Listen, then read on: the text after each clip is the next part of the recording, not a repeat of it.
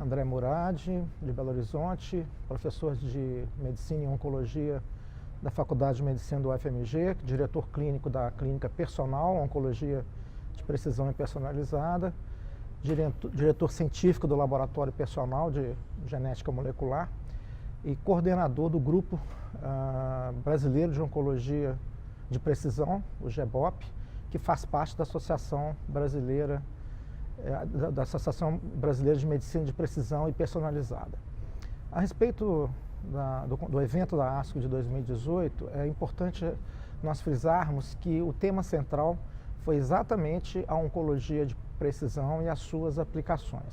E vários estudos corroboram a mesma sustentação, a mesma ideia, que hoje praticamente os tumores são definidos de acordo com o seu perfil molecular, com a sua assinatura genômica, e não mais simplesmente do seu órgão de origem, por exemplo, câncer de intestino, ou câncer de pulmão, ou câncer de estômago, ou câncer, por exemplo, do pulmão.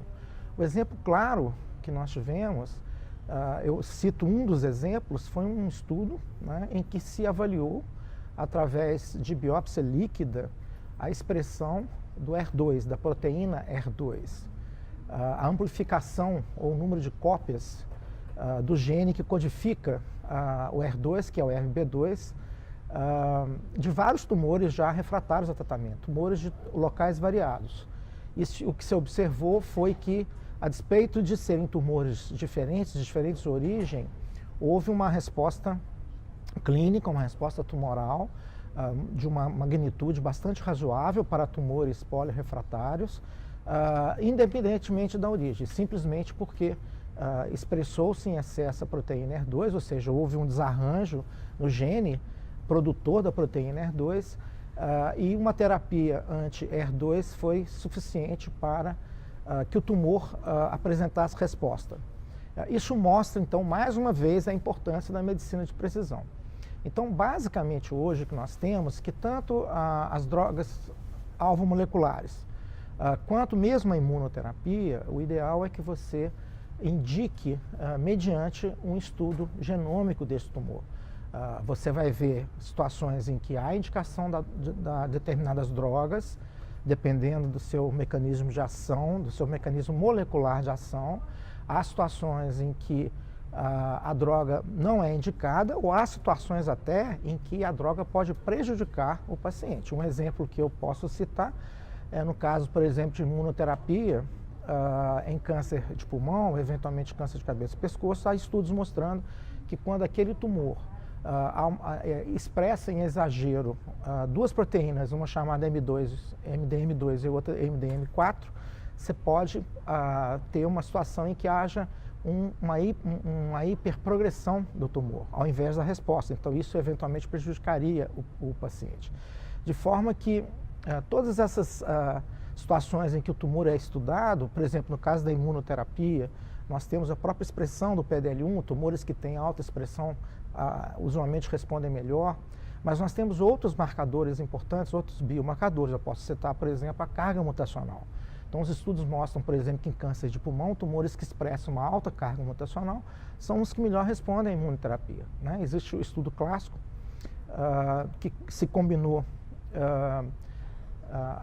o ipilimumab com o nivolumab e pacientes especificamente com câncer de pulmão com alta carga tumoral foram os tumores que mais responderam e tiveram benefícios, inclusive, em relação à própria quimioterapia. Então, hoje, o câncer de pulmão, de não pequenas células, né, na sua fase avançada, basicamente a seleção para as melhores terapias se baseia nesse perfil molecular. Então, pacientes que têm alta expressão de PDL1 vão eventualmente tomar monoterapia, por exemplo, com pembrolizumab. pacientes que têm baixa expressão de PDL1, mas têm alta carga mutacional, eventualmente vão tomar imunoterapia combinada, como IP e nivolumab, ou eventualmente uma combinação de IP e quimioterapia. E aqueles pacientes que têm uma baixa expressão de PDL1 e uma baixa expressão de carga mutacional, eventualmente você pode partir para uma quimioterapia ou uma combinação de quimioterapia com imunoterapia. Isso vale para pacientes com células escamosas ou pacientes com adenocarcinoma. Mais uma vez, então cada vez importa menos o tipo histológico e mais a sua classificação molecular. E interessantemente, que a oncologia de precisão, ela se aplica não só nos casos de doença avançada. Então o Dr. Oxnard apresentou ontem um estudo muito interessante utilizando a biópsia líquida para detecção precoce de câncer de pulmão. Então nós sabemos que os métodos de rastreamento em câncer de pulmão eles são falhos.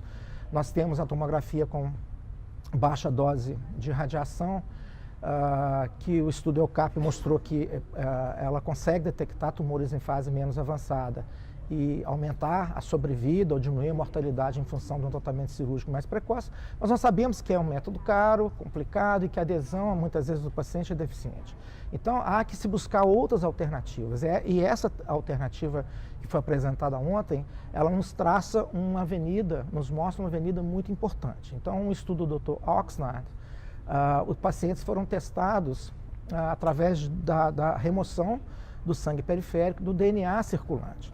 E esse DNA, então, foi estudado, houve um estudo praticamente de todo o genoma desse DNA, em busca de alterações, aberrações moleculares, que pudessem mostrar que aquele paciente, a despeito dele estar sintomático e, eventualmente, dele, muitas vezes, não ter sintoma, né, ou não ter uma imagem típica de um câncer de pulmão, aquela presença daquela anormalidade molecular determinaria uma situação que ele teria, então, um câncer em fase menos avançada.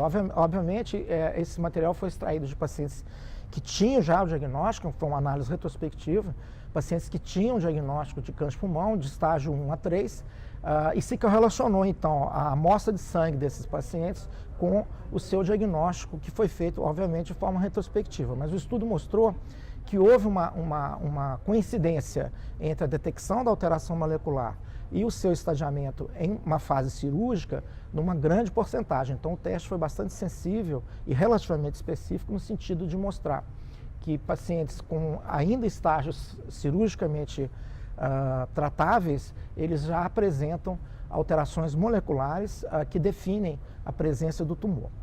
Um problema desse estudo é a questão de falsos positivos. Então, nós sabemos que determinadas mutações, por exemplo, mutação de Carrais, a gente pode encontrar essa mutação em células, em leucócitos.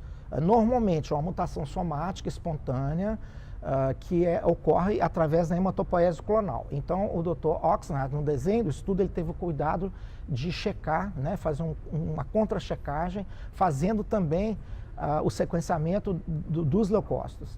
E, obviamente, se a mutação era encontrada também em leucócitos, essa mutação não era proveniente de célula tumoral, era proveniente do leucócito. Então, tirando essas questões técnicas, né, o estudo mostrou e abriu uma perspectiva muito grande de nós começarmos a trabalhar com biópsia líquida em fases mais precoces. Não só para prognosticar, como também para detectar o tumor numa fase ainda subclínica, numa fase em que o paciente tenha mais chances de cura. Além das indicações tradicionais, né, que é para avaliar a resposta ao tratamento na doença avançada, detectar a presença de mutações secundárias de resistência, detectar doença residual mínima, indicar, por exemplo, eficiência do tratamento. Então, tudo isso já tem sido aplicado, não só em câncer de pulmão, mas em outros tumores também. Então, a tendência, cada vez mais, é da gente lançar a mão da ferramenta básica, que é o sequenciamento tumoral, é o estudo molecular, é a genômica, a exômica, né?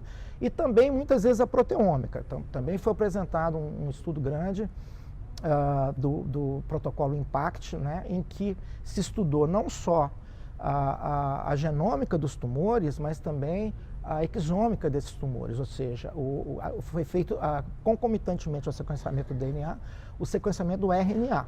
E isso então mostrou que quando você sequencia o RNA, ou seja, você já chega chega mais próximo da proteína gerada por aquele desarranjo do DNA, você consegue informações adicionais, inclusive a terapêutica, ou seja, você juntando, associando o sequenciamento genômico com o sequenciamento do RNA, você então tem maiores dados ou você consegue obter daquele tumor informações mais substanciais sobre o desarranjo molecular e, consequentemente, qual a melhor terapêutica que você vai aplicar para aquele desarranjo.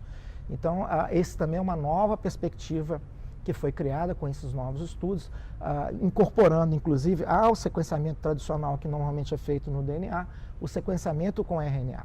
E com isso, então, mais informações, você aumenta muito a chance de detectar alterações genômicas e alterações transcriptômicas que vão determinar um tratamento-alvo específico. E com isso, então, aumentar as chances de tratamento, controle e sobrevida daqueles pacientes. De forma geral, concluindo, foi uma ASCO bastante produtiva, mas principalmente com o conceito básico de oncologia de precisão, cada vez mostrando mais para nós, oncologistas, que a ferramenta básica, o laboratório de genética molecular, ele vai ficar mais e mais imprescindível nas nossas escolhas, tanto terapêuticas quanto escolhas de estadiamento, e muitas vezes até em estágios ainda em que a doença precisa ser diagnosticada com precocidade.